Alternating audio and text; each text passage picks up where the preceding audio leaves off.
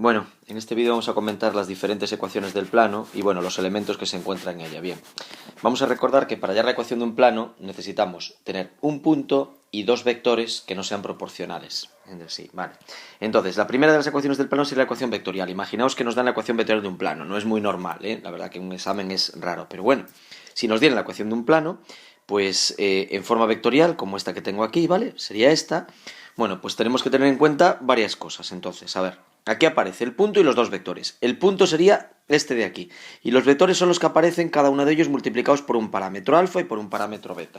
Entonces, ¿cuál sería el punto de este plano? Pues sería el punto P sub 1, P sub 2, P sub 3. ¿Y cuáles serían los vectores del plano? Pues el vector U, que sería el vector U sub 1, U sub 2, U sub 3, y el vector V, que sería V sub 1, V sub 2, V sub 3. Esto en forma del plano, la ecuación del plano en forma vectorial. Bien.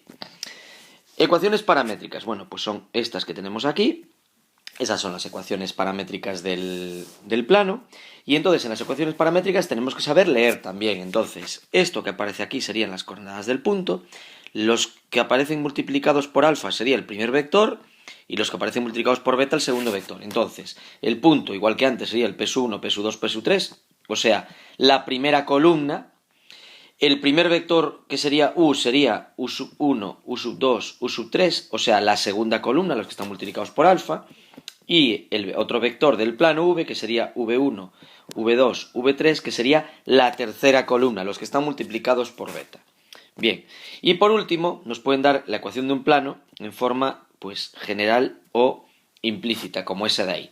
Y aparte de esto, tendríamos pues el vector director del plano, el vector director que sería este que tenemos aquí acompañando. Ese sería el vector director del plano. Bueno, entonces, a ver, en la ecuación general implícita, primero, el vector ABC, que nos es un vector perpendicular al plano, no es un vector del plano, sino que es un vector perpendicular al plano.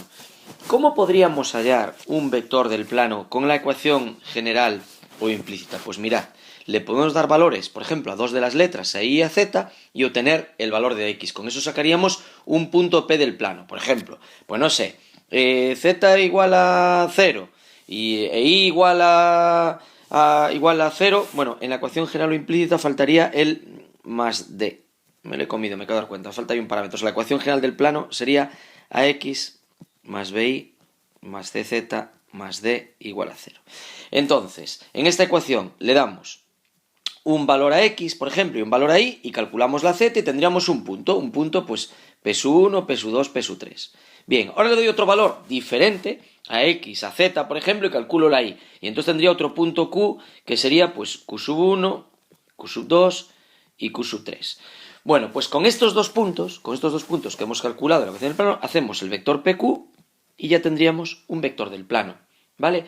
Si queremos otro vector, hallamos otros dos puntos cualesquiera u otro punto cualesquiera, por ejemplo, un punto R, que podría ser R1, R2, R3, y podríamos hacer el vector, por ejemplo, QR. O sea que con esta ecuación del plano, si queremos sacar vectores, lo hacemos a través de puntos. Primero tenemos los puntos y a partir de ellos obtendríamos vectores que están contenidos en el plano.